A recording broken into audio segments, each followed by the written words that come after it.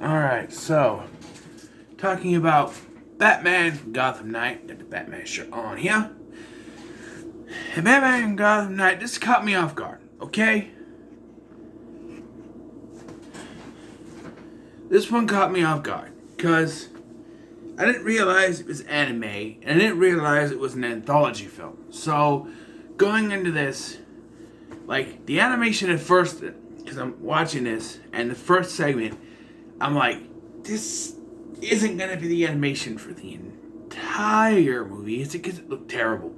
The animation in the first segment is terrible. There's only two segments in which the animation kind of looks weird. The first one looks terrible. It looks like a 12-year-old did it. I'm sorry. It looks terrible. And then one like in the middle, it looks kind of weird. They had the exaggerated lips and everything, but most part, the animation is actually pretty good. The Japanese animation. And what I really liked is you got, Bruce Timm is an executive producer on this. You have Kevin Conroy come back to do the Batman voice. Voice for Batman and Bruce Wayne. But much like it was jarring when the animation style was sort of similar to the Superman animated series and Superman Doomsday, here it's jarring when almost every animation is different. And you have Kevin Conroy doing the voice. It's a little weird, it's a little jarring. I liked how even though there were separate stories, there was some continuity. Like the guy that Batman captures in the first part is then taken by Crispus Allen and Maria Rodriguez or Ramirez, whatever their names are, and then they mention a satellite in the second one that is featured in the third one, and it connects each one. The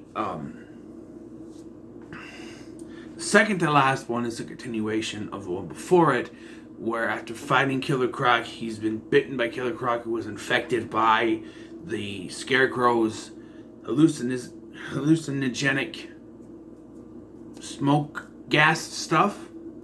And so now he is starting to see, stuff and flash back to certain stuff where he's preparing. And I guess a couple of these are supposedly supposed to be set in the same universe as the Dark Knight movies. I don't think it's official or anything, no, but but yeah, I do like some of the voice stuff. You got George Newbern, he plays various characters, and you have the guy who does Robin's voice in Teen Titans. He's in here too. Jim Meskimen is Commissioner Gordon. David McCallum as Alfred.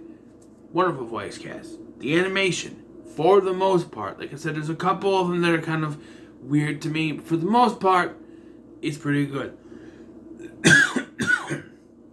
Excuse me. The thing is, it's when these things are a anthology, it's hard for me to say, oh, this happened and this happened and then this happened. It's hard to kind of remember what happened. There's like 6 different stories. Like the first one is basically, it's sort of like a repeat of the Batman animated series episode. There's 3 kids, and they're each telling a story of something Batman did, and he looks different in each one.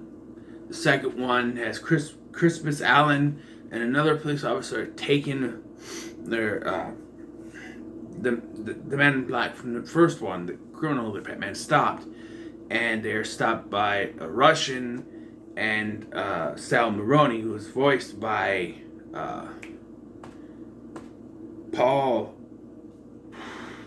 Yakko Warner. Paul something. I can't remember his name, but yeah, and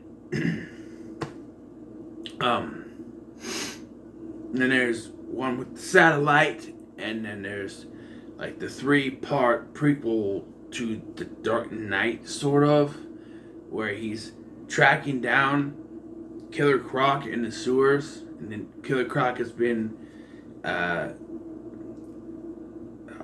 infected by the gas, by the Scarecrow.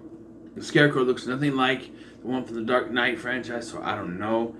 And I don't know, like they look different, and it's also kind of hard. These are all connected, but it's hard to get that when there are different animation styles in each one, almost. So it's kind of hard to think that if this is a connected story. It kind of separates everything when the animation is different in each one, just about each one. So it's really hard to follow. But I don't think this is bad by any shape of the imagination. I think this is pretty good. Like I said, the animation, for the most part, is pretty good. The voice acting is good. The storytelling, pretty good. You got your characters in there. Like I said, Crispus Allen. You have Jim Gordon, Alfred, Batman, Scarecrow, Killer Croc, stuff like that. All working very well within this story. I wouldn't hold it in a high regard. For me, I would say check it out at least. So I'm going to give it middle of the road because I would at least check it out. There's not really a lot for me to say with an anthology story like this. But I would at least say check it out.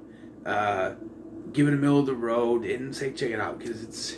How many times am I going to say check it out? I don't know. Because it's at least a decent watch for at least some of the animation. And to hear... I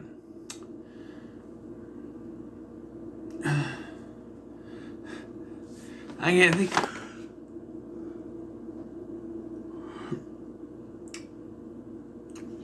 Hear Kevin Conroy as Bruce Wayne, Batman again, pretty good, even though it's a little jarring. But yeah, it's a middle of the road. So, what are your thoughts on Batman Gotham Knight? Leave them in the comments below. Make sure to like, share, and subscribe. Thanks for watching. I've been Scotty, and I'll see you in the next one.